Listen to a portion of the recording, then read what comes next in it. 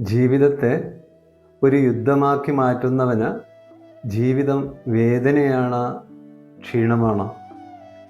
അതേ സമയത്ത് ജീവിതത്തെ ഒരു നൃത്തമായിട്ട് കാണുകയാണെങ്കിൽ ജീവിതം ആഘോഷമായിട്ട് മാറും. വാൾ പിടിക്കുന്ന കൈകൾക്ക് പൂക്കൾ പിടിക്കാൻ കഴിയില്ല. അതേപോലെ എല്ലായ്പ്പോഴും പോരാടുന്ന മനസ്സിന് സമാധാനം അനുഭവിക്കാൻ കഴിയില്ല. ചില യുദ്ധങ്ങൾ ജയിച്ചാലും ജീവിതം തോറ്റുപോകും. അതേ സമയത്ത് ചില പോരാട്ടങ്ങളെ നമ്മൾ വിട്ടുകളഞ്ഞു കഴിഞ്ഞാൽ നമ്മുടെ ജീവിതം ജയിക്കും.